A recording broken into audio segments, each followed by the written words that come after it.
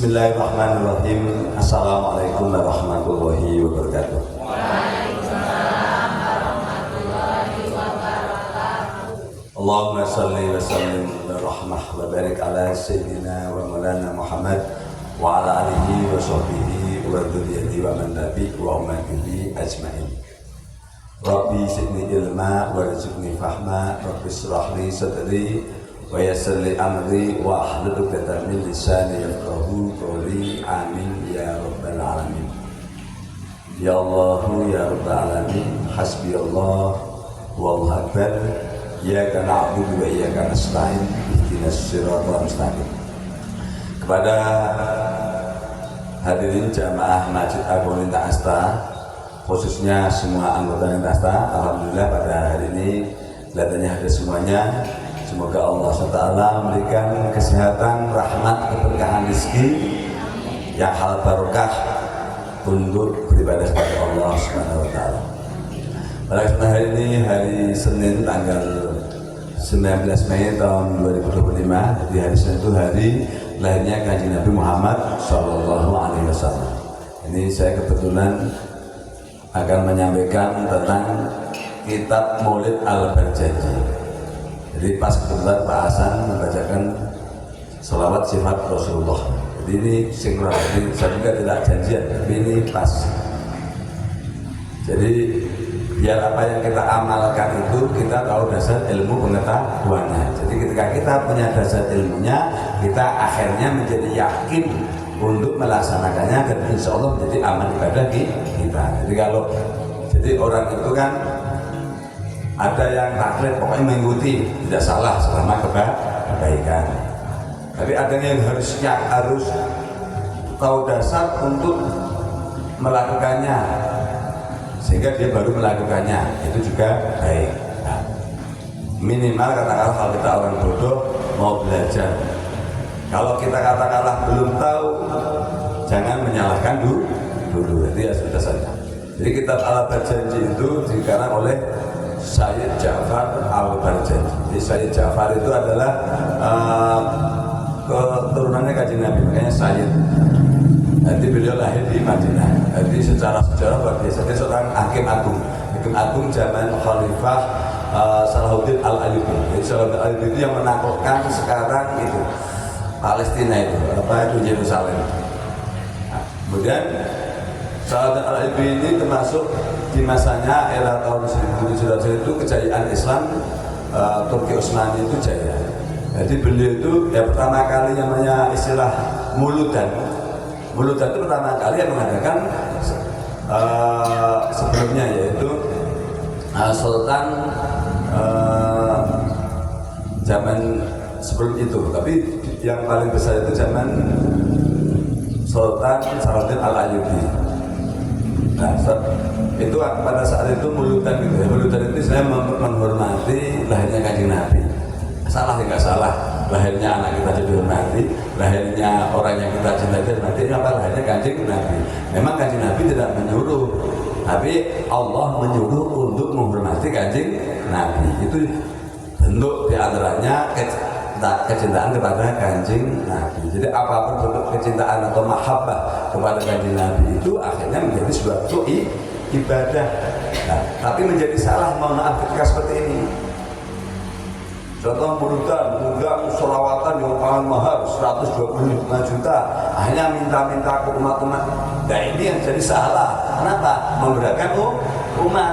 Tapi mohon maaf seperti saya gitu, modal sendiri apa yang punya, tidak memberatkan siapapun dengan orang, yaitu malah semua Allah SWT diberikan lipat-lipat kebaikan, baik saya pribadi maupun orang yang mengikuti. Tapi kalau saya minta Bapak Ibu semuanya, baru jadi susah, tertekan, itu salah.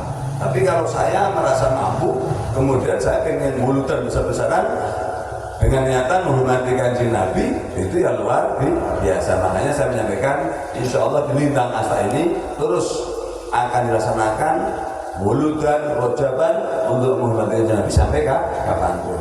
Nah, kembali lagi secara yang namanya kitab Al-Barjanji ini dikarang oleh seorang ulama besar, bukan Kanjeng Nabi, yaitu Sayyid Ja'far Al-Barjanji. Makanya nama kitabnya Al-Barjanji. Itu nah, isinya tujuannya itu untuk meningkatkan kecintaan kepada Nabi Muhammad. Bagaimana caranya?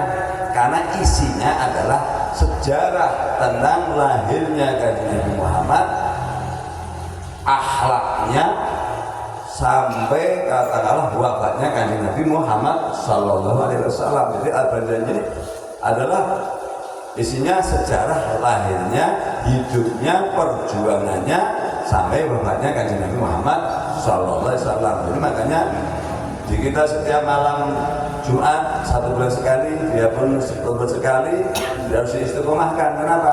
Ini kita bentuk kecintaan kepada kanjeng Nabi.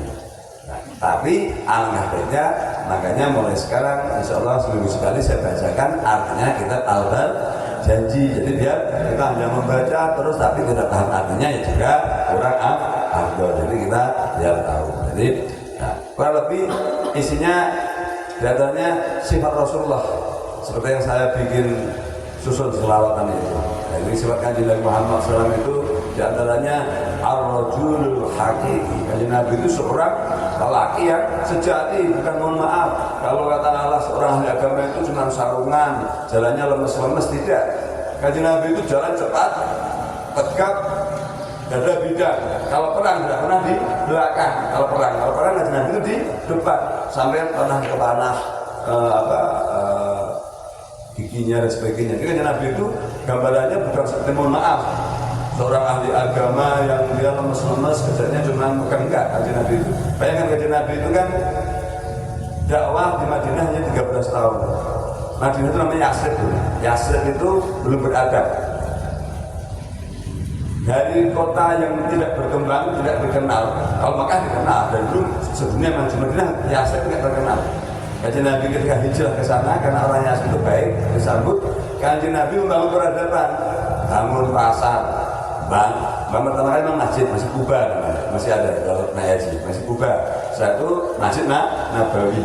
Nah, ini sejarah kanjeng Nabi itu sangat terhormat. Suatu saat kanjeng Muhammad itu ketika singgah di Madinah di daerah Kuba itu membangun masjid Kuba, dikasih hibah tanah untuk membangun masjid. Karena kanjeng Nabi itu mohon maaf bukan anti, haram untuk sedekah. Kanjeng Nabi membayarnya dengan onta itu. Kalau nggak salah sekitar berapa onta dibayar. Jadi orang itu lillahi ta'ala yang memberikan. Tetapi Nabi Muhammad Masjid Kuba itu dibayar tanahnya kanjeng Nabi. Nah, kemudian Madinah berkembang menjadi apa? Menjadi kota yang sangat besar dikenal dunia. Jadi pembangunan pasar maju, kemudian peradaban, orangnya akhirnya beradab, makanya menjadi istilah Madinah. Madinah itu artinya beradab. Makanya kalau ada anak namanya Pak kasih nama Madinah itu baik. Kenapa? Karena beradab Madinah itu. Jadi kota yang beradab. Akhirnya apa? Berkembang sampai menguasai Jazirah Arab sampai ke Andalusia. Andalusia sekarang Spanyol. Jadi ini biar menjadi pengetahuan. Jadi itulah sejarahnya daripada kurang lebih kitab Al-Barjanji. Jadi akhirnya kisah Nabi Muhammad ini dibuatlah di kitab Al-Barjanji oleh Said Al-Ja'far. Tujuannya apa? Biar umat Islam paham tentang kehebatan kanjeng Nabi Muhammad Sallallahu Alaihi Wasallam. Ya, kalau keadaan bukan gini, gimana tahu sejarahnya kanjeng Nabi? Makanya bagaimana bid'ah tidak menjadi bid'ah membaca sejarahnya orang Soekarno aja baik, kenapa? Tidak ada sesuatu yang positif, apalagi sejarahnya kanjeng Nabi Muhammad SAW. Nah ini apalagi ini terdiri dari apa? Dari prosa itu cerita tadi, cerita kisah sejarah Nabi Muhammad. Kemudian ada syair-syair berisi sholawat. Sholawat itu pujian-pujian kepada kanjeng Nabi Muhammad SAW sebagai Rasulullah, sebagai utusan Allah. Jadi jadi akhirnya membaca kitab Al-Barjanji menjadi ibadah. Kenapa? Belajar mengetahui sejarahnya kanjeng Nabi, membaca selawat, menghormati kanjeng Nabi. Makanya yang namanya membaca kitab Maulid Al-Barjanji ini menjadi ibadah. Jadi Bapak Ibu semuanya kalau itu jadi mantap berdasar. Nah, yang tidak bisa dirubah itu Ibadah sholat itu apapun, nama satu kan sholawat itu namanya kan penghormatan. Penghormatan itu yang namanya menghormati bentuknya macam-macam. Nah, ibadah seperti itu macam-macam. Contoh kata Allah, berbuat baik itu macam-macam. Menghilangkan batu, meninggikan batu, kemudian ngasih makan orang. Itu bentuknya macam-macam. Nah, kecuali ibadah yang sifatnya ubudiyah kepada Allah mahdhah. Apa contohnya? Sholat. Nah, sholat itu contoh sholat subuh 2 rakaat nggak bisa diganti menjadi 3 rakaat, itu paten nggak bisa. Cara wudhu paten nggak bisa. Tapi kalau cara sedekah ya bebas, yang penting sedekah datanya Allah. Cara katakanlah amal jariah macam-macam, bikin irigasi, bikin jalan, ngasfal jalan, bentuknya macam-macam. Menghormati kanjeng Nabi ya macam-macam. Nah, itulah yang namanya pemahaman harus kita luaskan sehingga kita melakukan segala sesuatu insya Allah menjadi baik karena niatannya lillahi ta'ala. Nah, kalau masalah kemutlakan beneran, tidak ada yang absolut atau tidak ada yang mutlak kebenarannya. Makanya di Islam itu khilafiyah, perbedaan itu akan menjadi rahmat. Jadi perbedaan itu tidak apa-apa, akan menjadi rahmat, bukan menjadi sebuah permusuhan.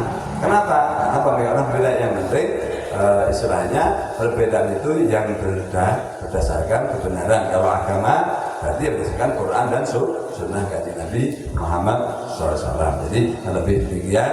Nah, nanti saya bacakan sedikit tentang sifat kanjeng Nabi. Kebetulan yang saya tulis di sifat Rasulullah itu. Jadi Nabi Muhammad itu al-insanu kamilu, itu manusia yang sempurna. Jadi dari awal sampai akhir tidak ada lawannya. Al-khairul insan, sebaik-sebaik manusia. Kemudian fil alamin di alam semesta. Ya Habibullah, wahai kekasih Allah. Kemudian ya Nabi Rasulullah al-insanul masali, wahai Rasulullah engkau adalah sangat mulia. Al-akhlakul, kenapa mulia? Karena al-akhlakul karena akhlaknya rasional, karena akhlaknya. Kemudian al-uswatul hasanah, menjadi teladan. Kenapa teladan? Nah, karena yang dilakukan Nabi Muhammad itu umum manusia, bisa dicontoh. Beda yang dilakukan Nabi Musa. Contohnya Nabi Musa berdoa pengen rezeki, berdoa turunlah hidangan dari langit. Nabi Muhammad tidak pernah mengajarkan begitu. Kemudian contoh Krishna. Orang dikasih makanan cuma 1 biji kupol bahasanya, 1 butir nasi kenyang semuanya. Tidak, oleh Nabi Muhammad semuanya secara rasional. Kenapa? Al-uswatun hasanah. Nanti kalau Nabi Muhammad berdoa turun dengan dari langit, nanti umatnya bagaimana menirukan? Tidak akan pernah bisa. Makanya Nabi Muhammad ya lapar, ya apa itu namanya al-uswatun hasanah. Makanya Khotamul Anbiya wa Khotamul Mursalin, Sayyidul Anbiya wa Sayyidul Mursalin, penutup para nabi, penutup para rasul. Kemudian pemimpin para nabi, penutup para rasul, karena risalahnya, ajarannya itu adalah sempurna. Kemudian semoga bermanfaat. Rahmat dari Allah Taala selalu merahmati kanjeng Nabi dan seluruh umatnya.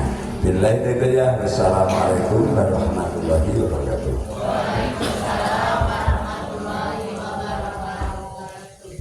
Jadi itu judulnya Sejarah Kitab Al-Barjani. Oh iya. Sejarah Kitab Al-Barjani.